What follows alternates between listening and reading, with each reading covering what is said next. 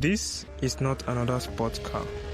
It's America's first 1,000 horsepower supercar.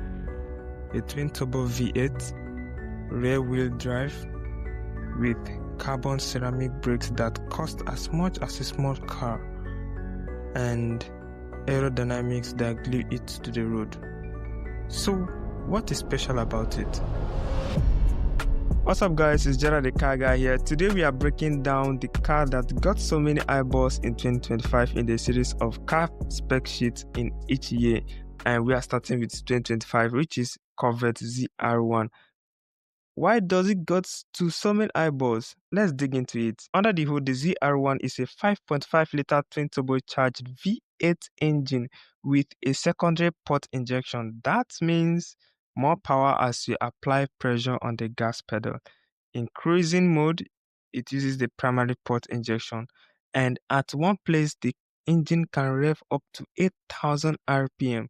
What camera would capture that in slow motion? What is interesting is that it makes 1,064 horsepower and 828 pound-feet of torque. Imagine thousands of horses applying a force in one place. How fast could that be?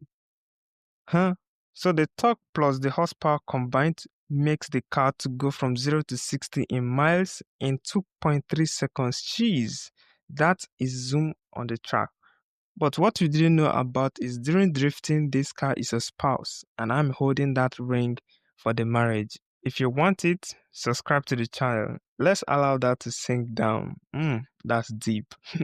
Okay, something that is familiar to all sport cars, supercars, and hypercars is their top speed. The ZR1 has a top speed of 233 miles per hour. To put that in perspective, that's more power than a Bugatti Veyron from just a few years ago. But that is not a reason for building this car.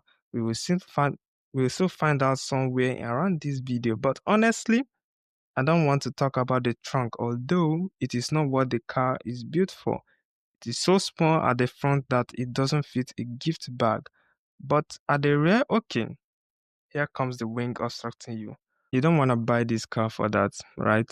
You just want to buy it for its acceleration and great torque and launch at first time. This American car company really put effort in engineering to show what it means to push the Corvette into a hypercar territory. It is not a sport car, but a supercar. No way a car would have such speed without some backup. The aerodynamics of the car. It was designed with clear intentions to keep the car planted on the ground at high speed and for cooling the engine and brakes. But there's a thought that just came to my mind. You see these lines on car bodies, they are designed as aerodynamics of every car. You can picture a 2019 Land Cruiser. You can see some bumps and lines on the bonnet. That is how air corresponds to the car when accelerating. To be brutally honest, those lines contribute to the beauty of the car. Imagine seeing this car outside the road. Everything that defines it is the exterior, but you find beauty internally. That's deep. So the ZR1 is built for brutal acceleration, but power is only half of the story. At high speed, the brakes will be so hot that it would roast your meat without you making the fire. So what can withstand that high amount of heat? The carbon ceramic brakes. These brakes are designed to handle the kind of heat that would melt normal brakes. They cost several $1,000s for just the parts. Oh, that's huge. But this is where it gets interesting. When you're slowing down from over 200 miles per hour, they are worth every cent, no doubt. I wish I could test this one day with my 3 subscribers. Know what I'm saying? So underneath the ZR1, it uses adaptive suspension that adjusts itself while driving to avoid harshness to both individuals in the car. And that is my goal in every video. I don't want to feel the road bumpy, you know what I'm saying? I'm the luxury guy. It uses advanced cooling systems for the turbos. To be specific, 10 intercoolers stacked on top of the turbos. That's beautifully well packed, but just out our pocket money. That's a lot, but well deserved for the work it does. And special thanks goes to the performance software that constantly adjust how the car behaves, depending on whether you're cruising on the streets or pushing it hard on the track. Here is the big player, the drive mode selector. It gives you options to know how the car changes personality, either in sports or cruising mode.